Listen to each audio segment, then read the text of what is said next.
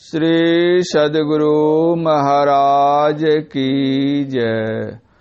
पूज्यपाद महर्षि संत सेवी परमहंस जी महाराज का प्रवचन शब के शब नाशवान है। इस प्रवचन का दूसरा भाग। यह सत्संग क्या है? सत्संग ही संतों के दर्शन कराता है। संतों के दर्शन हो जाने पर वे ही सत्य स्वरूप सर्वेश्वर यानी परम प्रभु परमात्मा के दर्शन कराते हैं। यह माध्यम है। चाहे कितना भी हम पढ़ लें, कितने ही विद्वान हो जाएं, लेकिन चरित्रवान होना एक दूसरी बात है। एक अच्छे विद्वान थे, शायद आप लोगों ने सुना होगा। उनका नाम था भिक्षु जगदीश कश्यप। वे बौद्ध जगत के एक सुप्रसिद्ध महात्मा थे। हम लोगों के भूतपूर्व प्रधानमंत्री पंडित जवाहरलाल नेहरू जी जब बौद्ध देशों में जाते थे तो वे उनको अपने साथ ले जाते थे। कश्यप जी जब गुरु महाराज की शरण ग्रहण कर दीक्षा ली तो एक दिन ये गुरुदेव के निकट बैठे थे। विद्वान और चरित्रवान संन्यास के संबंध में चर्चा चल रही थी। हमारे गुरुदेव बोले, पढ़ना गुनना चातुरी, यह तो बात सहल, काम दहन मन वशकरण, गगन चढ़न मुश्किल। यह सुनकर वे जैसे चौंक उठे और उन्होंने जिज्ञासा की, किनकी वाणी है महाराज? गुरुदेव ने कहा, संत कबीर साहब की। काश्यप जी ने उस साखी को पुनः दोहराने की प्रार्थना की। हमारे गुरुदेव ने उन पंक्तियों को दोहराने की कृपा की। कश्यप जी ने कहा, महाराज अक्षरशः सत्य है। वास्तव में काम दहन, मन वशकरण और अंतर जगत में आरोहण आसान काम नहीं। एक कथा है, श्री व्यासदेव जी श्रीमद् भागवत लिखते थे और उनके शिष्य जैमिनी जी उसको देखते जाते थे। ये बड़े विद्वान थे, मीमांसा के आचार्य थे। श्रीमद् भागवत में व्यासदेव जी ने लिखा था, बलवान इंद्रिय ग्रामो विद्वांसमपि कर्षति, अर्थात इंद्रियां इतनी बलवती होती हैं कि यह विद्वानों को भी आकर्षित कर लेती है। यह पढ़कर जैमिनी जी ने कहा, गुरुदेव यह पंक्ति ठीक नहीं जचती, इसको पुनः देख लिया जाए। यहाँ तो ऐसा होना चाहिए, बलवान इंद्रिय ग्रामो विद्वांस नापि कर्षति, अर्थात बलवान इंद्रिय ग्राम विद्वानों को आकर्षित नहीं कर सकता। व्यासदेव जी ने मन में सोचा, केवल वचन द्वारा समझाने पर मेरी बात स्वीकार नहीं करेंगे, इसलिए उन्होंने एक लीला की। कहा, अच्छा मैं थोड़ा घूमकर आता हूं, तुम यहां बैठो। इतना कहकर व्यासदेव जी चले गए। व्यासदेव जी ने माया रची, जोरों की आंधी तूफान ले आए। होता क्या है, एक षोडशी जो कि देखने में बहुत सुंदर थी, वस्त्राभूषणों से विभूषित होकर वर्षा पानी में भीगती हुई वहां आती हैं। जैमिनी जी ने कहा, तुम यहाँ क्यों भीगती हो, भीतर चली आओ। उसने कहा, पुरुषों पर मुझे विश्वास नहीं होता। जैमिनी जी ने कहा, मेरे जैसे पुरुष पर भी नहीं। जानती हो मैं कितना बड़ा विद्वान हूँ, मीमांसा का आचार्य हूँ। श्री व्यासदेव जी के लिखे महापुराणों को पढ़ कर ठीक कर रहा हूँ। चली आओ। वह भीतर चली आती है। काम ने किसको बदनाम नहीं किया। उस युवती के सौंदर्य को देखकर इंद्रियां बलवती हो उठी। उन्होंने अपनी दुर्बलता उनके सामने रखी। उस युवती ने कहा, अवश्य ही मेरी शादी अभी नहीं हुई है, मैं आपसे शादी कर लूंगी, मेरा अहोभाग्य है। आप जैसे विद्वान इतने बड़े तपस्वी के साथ मेरा विवाह होगा, लेकिन मेरी कुल की रीति है, यदि उसका आप पालन कीजिए तो मैं आपसे शादी करने को तैयार हूं। जैमिनी जी ने जिज्ञासा की, तुम्हारे कुल की रीति क्या है? युवती बोली, हमारे कुल की रीति है कि जिस लड़के के साथ लड़की की विवाह होता है उसको घोड़ा बनना पड़ता है और लड़की उसके मुंह में लगाम लगाकर घोड़े पर सवार होती है। इसी तरह से दोनों ही देव मंदिर जाकर देवता को प्रणाम करते हैं। इस प्रकार शादी होती है। आप घोड़ा बनिए, मैं प्रणाम लगाऊंगी, आपके ऊपर चढ़कर देव मंदिर जाऊंगी, देवी को प्रणाम करके लौटूंगी, फिर शादी हो जाएगी। जैमिनी जी ने देखा यहाँ कोई नहीं है, सोचा थोड़ी देर के लिए घोड़ा बन ही जाऊं तो क्या हर्ज है, शादी तो हो जाएगी। इधर उधर देखकर वे घोड़ा की तरह बन गए। वह लड़की लगाम लगाकर उसकी पीठ पर बैठ गई और चली देव मंदिर दर्शन के लिए। वहां पहुंचने पर देखते हैं कि पहले से ही उस बरामदे पर व्यासदेव जी बैठे हुए हैं। व्यासदेव जी ने पूछा, कहाँ जैमिनी, कहाँ जा रहे हो? तुम्हारी बात ठीक है या मेरी बात? लज्जा के मारे जैमिनी जी सिर झुका लेते हैं और दबी जवान से कहते हैं, गुरुदेव आप ही का वचन ठीक है। इस कथा का तात्पर्य क्या हुआ? कोई कितना बड़ा विद्वान क्यों न हो जाए, लेकिन उसके पास कोई हथियार नहीं है कि वह विकार को काट कर निकाल सके। विकार को काटने के लिए तो साधना है।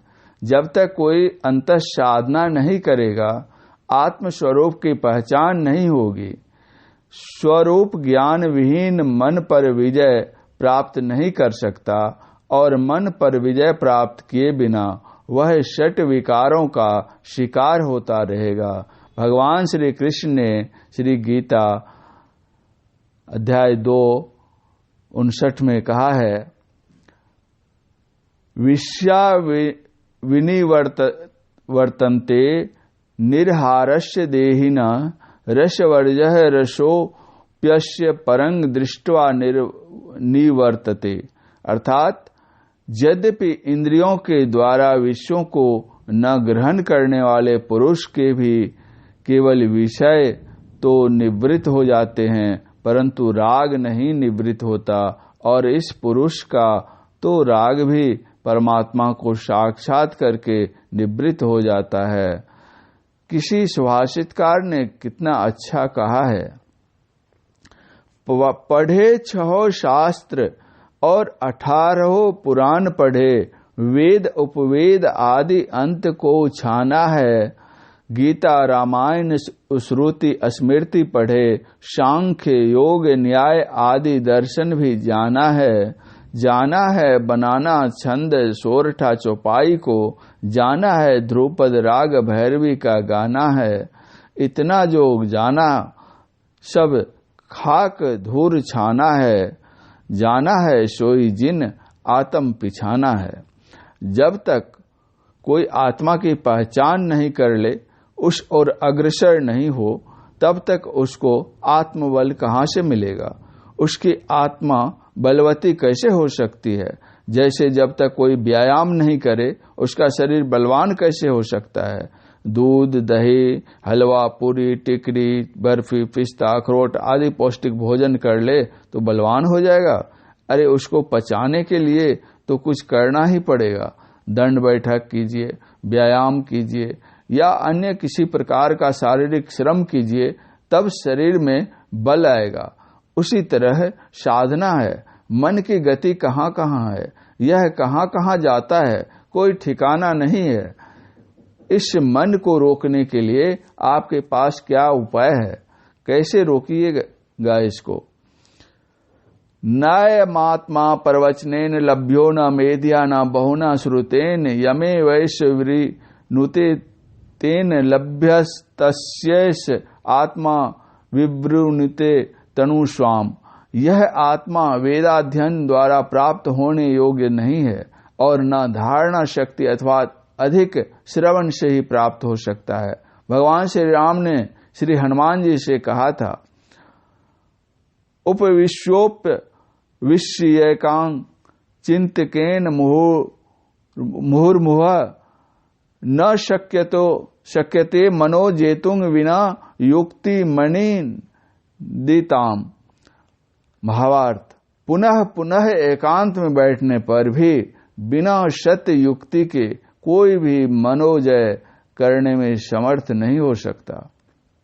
मैं नहीं कहता, उपनिषद कहती है, एकांत में घंटों बैठे रहो, दिन रात बैठे रहो, लेकिन जब तक तुम्हारे पास संतों की सद्युक्ति नहीं है, मन को किसी प्रकार काबू नहीं कर सकते। वह युक्ति क्या है? मन जीतने की युक्ति भगवान श्री राम ने हनुमान जी को बतलाई थी। इस संदर्भ में मुझे एक प्रसंग स्मरण हो आया है, सुनिए। जब समुद्र के किनारे सीता जी की खोज में बंदर भालू सब इकट्ठे हुए तो सबके सामने एक समस्या पैदा हो गई कि जब तक कोई 100 योजन समुद्र लंघन नहीं करेगा, सीता जी की खोज नहीं हो सकती। अतएव सब कोई अपना अपना बल बतलावें कि वे कितना लांघ सकते हैं। इस पर सब कोई अपना अपना पराक्रम बतलाने लगे। क्रम क्रम से 10, 20, 50, 95 योजन तक बोल गए, लेकिन 100 योजन सागर पार करने वाले कोई नहीं हो सके। तब अंगद ने कहा, मैं सागर के उस पार तो जा सकता हूँ, लेकिन उधर से लौटने में संदेह है। अंगद ने संशयात्मक बात क्यों कही, यह विचारणीय विषय है। एक तो अंगद के पिता बाली से रावण की मैत्री थी। मैत्री होने के नाते रावण उनके पिता तुल्य थे, इसलिए शिष्टाचार के नाते रावण के समक्ष अंगद अपना विचार रख सकता था, न कि दबाव डाल सकता था। अपने उद्देश्य की पूर्ति होने की संभावना नहीं देखकर भी वह जाना नहीं चाहता था। दूसरी बात यह है कि एक मुनि ने अंगद को शाप दिया था कि जिस जल को एक बार लांघ कर पार करेगा, पुनः दूसरी बार नहीं कर सकता। तीसरी बात, गुरुकुल में पढ़ते समय एक दिन अंगद ने अकारण ही अक्षय कुमार को बहुत पीटा था। आचार्य ने शाप दिया था कि तुमने निर्दोष को दुख दिया है, इसलिए उसके एक घूंसे से तुम्हारी मृत्यु हो जाएगी। चौथी बात यह है कि लंका पूरी त्रैलोक्य सुंदरी की नगरी थी। अंगद नवयुवक था, युवराज था, काम दहन, मन वशकरण और अंतराकाश गमन की युक्ति नहीं जानता था, इसलिए लंका जाकर वहां से आने में उनको संदेह था। मर्यादा पुरुषोत्तम भगवान श्री राम ने निर्मल मन सेवक पवन सुत को यह सद्युक्ति बतलाई थी, जिससे निर्भीक होकर वह लंका गमन और राम काम संपादन कर सकुशल लौट गया। वह युक्ति क्या थी? एक तत्व दृढ़ाभ्यासा दावन विजितं मनः प्रक्षिण चित दर्पस्य निगृह्य तेन्द्रिय दिशः पद्मी मन्य इव हेमंते छियंते भोग वासना। अर्थात, हे हनुमान, जब तक मन नहीं जीता गया हो, तब तक एक तत्व के दृढ़ अभ्यास से चित्त एवं अहंकार को पूर्ण रूप से नष्ट करके इंद्रिय शत्रु को निग्रह करना, ऐसा होने से हेमंत काल के कमल सदृश भोग वासना का नाश हो जाएगा। भगवान श्री राम ने हनुमान को मनोजय करने का जो यत्न बतलाया था, वही युक्ति हमारे गुरुदेव ने हम लोगों को बतलाई है। हम साधना करें या ना करें, यह दूसरी बात है। अरे, हम डकैत का, चोर का, बदमाश का डर होता है तो हम राज्य सरकार से पिस्तौल लेकर अपने घर में रखते हैं। जब हमारे घर में चोर डकैत आवे, उस समय हम पिस्तौल का प्रयोग नहीं करें तो इसमें सरकार का क्या दोष। चोर बदमाश हमें सताते रहेंगे। इसी भांति संत सदगुरु से हमने युक्ति तो ले ली किंतु साधना नहीं की, परिणाम क्या होगा। काम क्रोधादिक विकार हमें सताएंगे ही। एक तत्व क्या है, बिंदु है। ज्योतिर्मय बिंदु का ध्यान परम ध्यान है। तेजो बिंदु उपनिषद में लिखा है, तेजो बिंदु परं ध्यानं विश्वात्म हृदय संस्थितम। इस प्रवचन का तीसरा अंतिम भाग अगले प्रवचन पाठ में पूज्यपाद महर्षि संतसेवी परमहंस जी महाराज का यह प्रवचन भागलपुर विश्वविद्यालय के प्रांगण में दिनांक 1 जनवरी 1989 ईस्वी के सत्संग में हुआ था। श्री सद्गुरु महाराज की जय।